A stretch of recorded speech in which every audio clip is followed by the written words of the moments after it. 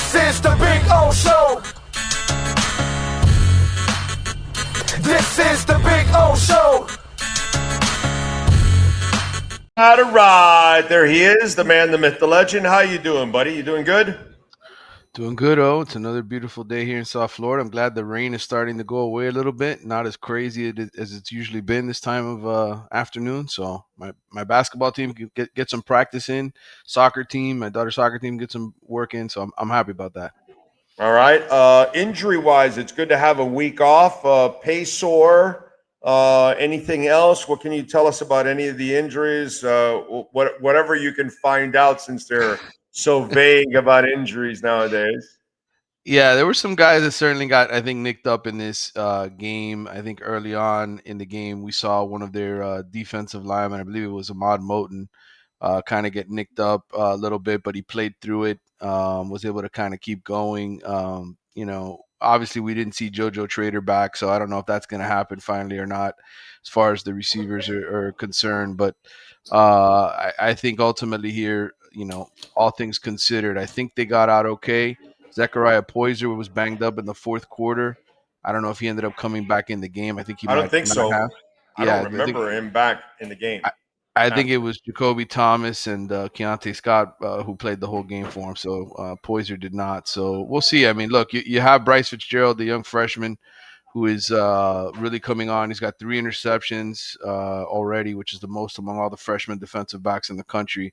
And he's only played 112 snaps through 5 games. So I think if you had to put him in there, I think Mario would feel comfortable playing him now, especially as the schedule gets a little weaker. Yeah, no, I'm with you there. And dude, I got to tell you something. What a difference in the secondary. Mm-hmm. Jesus. Really huge difference, and obviously pressure. The pressure you're getting up front helps you out tremendously. I think I've done all the research, but they're making plays on the ball too. Okay. Oh, so, yeah. Let's give that when they're tested at times, they're making plays. It's just. Dude, it's just so refreshing, Manny. It's like night and day to watch this defense, to watch that secondary. God, it's awesome. I mean, on Sundays, I watch a head coach that doesn't know how to adjust to jack shit. And, it's really nice to watch coaching. Yeah, I agree. And I think, again, tip your cap to Corey Heatherman, right? Because he's come in here and he's really taught these guys to play discipline. I think when you go back and you look at how Miami dominated Florida State for 3 quarters, it's because they didn't fall for Gus Malzahn's bullshit, right? All of the fakes, all of the movement, all of the, they were very, very disciplined. And that only comes from tremendous training and practice and communication. And I think ultimately that was the key to that game. If they would have been out of position frequently, like if that would have been last year's defense, God knows how many points it would have been. Oh man, yeah, no, maybe they don't win the game, right? You know what I mean? Because that's just kind of the way it goes. We see it at times on different teams and different leagues that sometimes the offense is pretty good, but dude, if your defense, you know what I'm saying? It's over. Look at the Dolphins. They actually scored some points, but you can't do anything if your defense is allowing the running back to just run wild 200 yards, bro. I mean, yeah. Did you see the tweet out I sent out earlier today? I don't know if you saw it, but I looked up how much every team in the state of Florida, all the football teams, the pro and college teams, how long they've held the lead for this season. The Dolphins are actually not in last place. Only FIU is worse. So there you go. It's so awesome to enjoy that kind of company for the Miami Dolphins, that they're FIU football and Miami Dolphins are they're 2 peas in a pod. God, that is just absolutely amazing. All right, so from here on out, I was thinking about this. The good thing for Mario and his coaching staff is that they screwed up enough in the Florida State game that they can now berate their players for a little bit and say, you guys aren't that good. You guys aren't that good, because, the schedule is not that good coming out. It's just from here on out, it's a cakewalk compared to what you've done already in the first 5 games. The rest is cake. You should be able to handle it. And so you got to kind of play yourself. And I guess that's going to be the challenge now, is for this coaching staff to keep pushing their players to be the best that they can possibly be, no matter what. Well, there's certainly stuff you can take away from this last game and coach them up about. Number one, penalties. That's been a big problem for them. They rank 112th right now in penalties per game, 100th in penalty yards per game. So that's an area you definitely have to clean up. Some of that, has been procedural type stuff before the snap, false starts, illegal shifts, motion, etc. That's the kind of stuff that Mario can certainly get on them about. And I would say too, they did a good job adjusting offensively when Florida State basically decided to sell out against the run. But when they needed to run the ball in the fourth quarter, they really couldn't, right? So maybe there's stuff to work on there as well, right? You just got Jordan Lyle back healthy. Maybe there's ways that you can implement him to be a little bit more explosive in the running game on the outside instead of having to run everything between the tackles the way Mario has and this offense has to this point. So I think there's certainly things you can improve on. And as I look at it, look at where they are in the country. I know they're number 2 in the poll right now. Oh, I was looking at Ohio State. I'm like, you know what? I think Ohio State does deserve to be number 1. I think on paper they're a little bit better than Miami, especially on defense. So I think you could sell that to the players, right? Hey, you're still not number 1. Right. That's exactly. That you can sell them that, or you can sell them the you saw where you moved down on a week where you on a bye. Well, if you don't play against this team this week, and team number 3 or 4 plays well, they could be leaping us also at the same time. So you can also scare them that your poor performances could also lead to us falling in the polls. So if you want us to catch up to Ohio State, make sure you start playing even better than what you're playing right now. So I guess that's kind of the mental challenge right now, right? Yeah, I would say so. And certainly Louisville, I know they lost at home to Virginia, but they're still a good team. They're a one-loss team, a team that certainly you should beat at home on a Friday night, but they're not a pushover either. They've got a really good defensive line. They've been able to create a whole lot of pressure on opposing teams. I think looking at Louisville's pressure rate right now, I think they're second or third in the country in terms of being able to put third in the country in terms of pressure rate. So if you're trying to get that offensive line excited, right, every single week. Hey, you guys still have more to improve. Well, you got a good team coming in terms of being able to put pressure on opposing quarterbacks, right? You have a team that has been able to score 36 points a game. You can't take a day off. So I think those are the carrots that you have to dangle over these guys' heads here over the next week. And by the way, they have the week off also. So it's not like Miami has an advantage in that sense that they're coming off a short week or anything like that. So they're also getting the week off. In that Virginia game, which I'm sure you watched, what did you see from Louisville that could possibly cause problems for Miami? Well, look, Miller Moss is a veteran quarterback. I don't think there's anything super scary about their offense, but they do have a very good receiver in Chris Bell, who just seems to just make a bunch of ridiculous catches. I think to this point, when you look at the receivers that Miami has faced, they were lucky they didn't have to face Dallas Wilson, the kid who blew up this past week against Texas. Dallas Wilson is a freak freshman. Notre Dame, they didn't really have any marquee receivers. So Bell and Moss and the way that they're able to throw the football is something that I think will be interesting to watch. Because again, to this point, CJ Carr is the best quarterback that they face, and that guy was a redshirt freshman.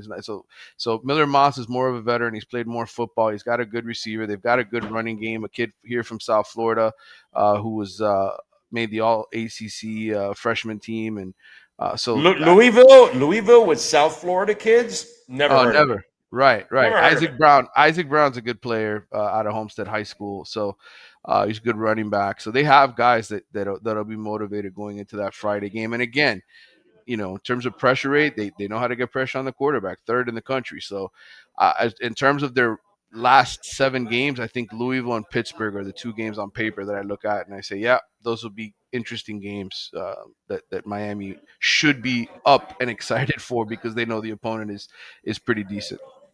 Manny, I don't get to get close to the players as much as you do at times, but I get to watch some of the interviews and all of that stuff. And shout out to I know it's a competitor and all that stuff, but give them love. Kane Sport there, they put up a video post game of the players, of Malachi Tony. They were on the field filming them, and Malachi's signing autographs and taking pictures with the fans and shaking hands with all kinds of people. And he took some time to do all of that, right? And then I watch also his press conference. Okay? There's no effing way this kid is only 18 years old, bro. Yeah, Jesus Christ, bro.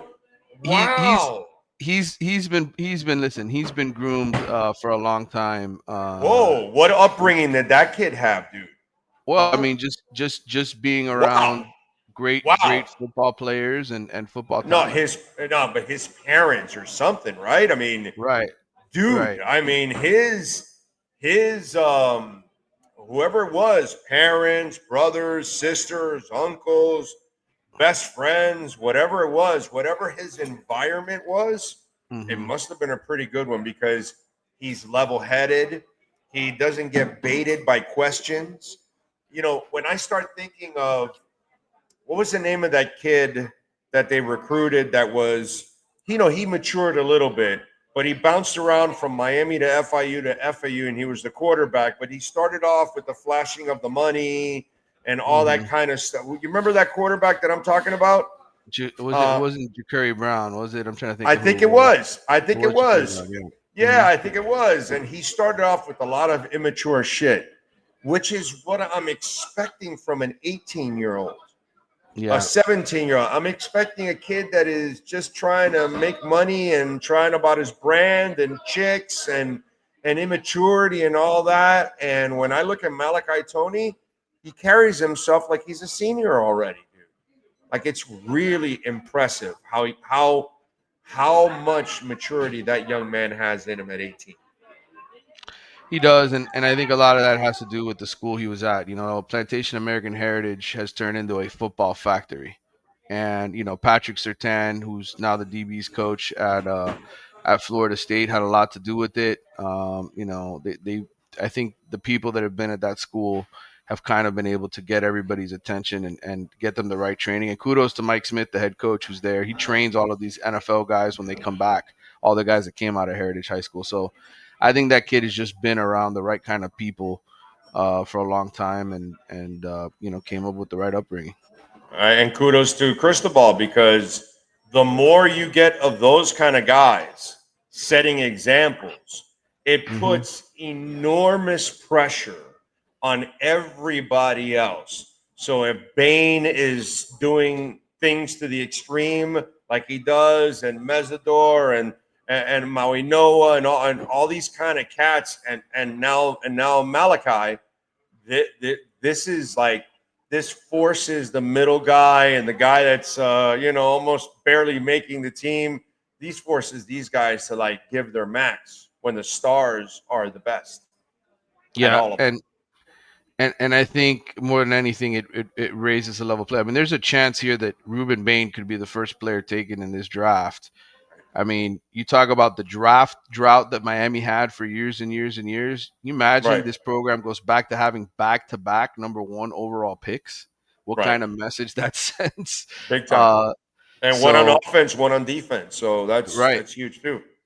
Right. So, look, things are headed in the right direction. I think all of us are nervous because we look at the history of the last 20 years and we say, this team always finds a way to screw it up, right? At some game, you don't expect them to lose, but the team I saw and the team the team I saw Saturday and the team I've seen for the better part of this season, just looks like they're at a different level and a different mentality. So hopefully they don't have any slip ups and they're able to run the table and get into the playoff. And then at that point, it's just a matter of who you match up with. It's a long playoff season.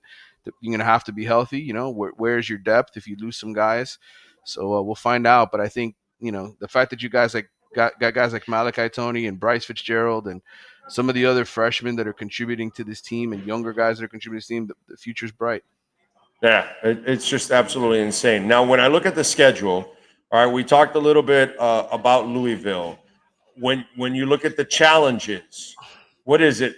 Is it SMU? Is it when I look at it as SMU, Syracuse? I'm looking at maybe the toughest part of what's left. Like Louisville's pretty good, but I think Syracuse and SMU might be slightly tougher, and SMU is on the road. So are those like the last final test that Louisville, then I would say Syracuse and SMU? I would say Pittsburgh is up there. Pittsburgh just made a change to yes. Pittsburgh is they're 3-2, but their offense is averaging 41 points a game. They had it. They were a team last year that started 7-0 and then had some injuries. Their quarterback got knocked out, and they finished 7-6. But that team is very, very streaky. That's a road game at the end of the season. Yeah. This freshman quarterback, Mason Heinzschul, I believe is the way you pronounce his name. He cooked Boston College the other day. He just played phenomenal in that game. They've got guys that can get to the quarterback. It's a typical team that I think a typical, Pittsburgh team that we've seen in the last few years that can put up some points and get after the quarterback. I think that them and Louisville are the two toughest games. SMU is probably the third toughest game because it's in Dallas and you have to go on the road, and Rhett Lashley is a good play caller, right? He's going to have some wrinkles out there. And then NC State, their quarterback by C.J. Bailey, who was Jeremiah Smith's high school quarterback over at Chaminade, and he's done a really good job to this point. But that's a home game for Miami, so I'd say that's probably the fourth toughest game. And then Stanford and Virginia Tech, like you have no business losing either one of those teams. And Syracuse will be tough, right? Syracuse lost their quarterback. I mean, I know they had. Oh, that's right.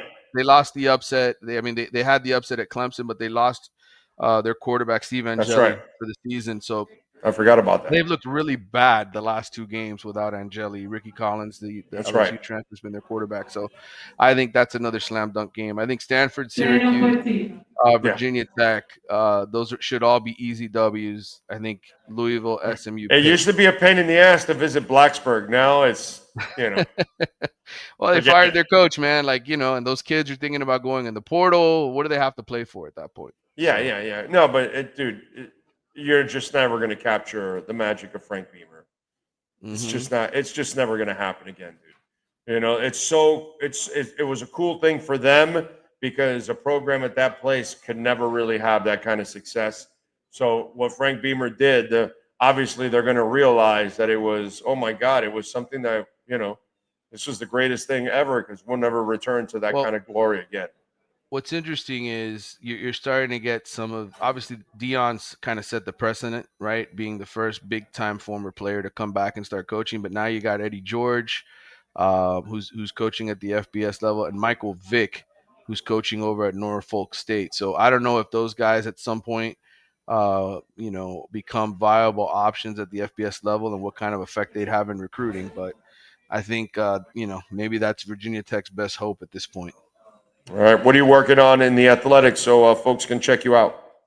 Well, we're at the midseason mark, so I'm already picking the freshman All-America team. I can tell you guys that Malachi Tony and Bryce Fitzgerald are in a really good position to make the freshman All-America team at the midseason mark.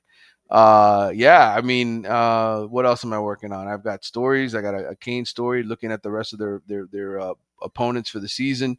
I'm also writing a column later this week. So my Audi specific picks. So there'll be plenty of stuff to read from me here in the next few days. And follow him on Twitter at Manny_Navarro. Manny, as always, thank you, my brother. We will catch up on Friday, my friend. Appreciate it. Good talking to you, brother. Anytime. You got it. And don't forget, visit our friends at Caneswear. Brett and all the amazing people out there, man.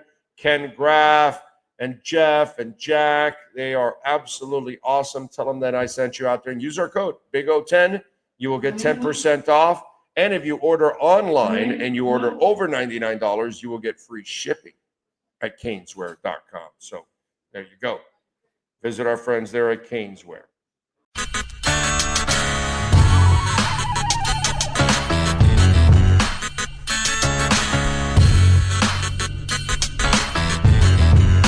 This is the Big O Show. This is the Big O Show.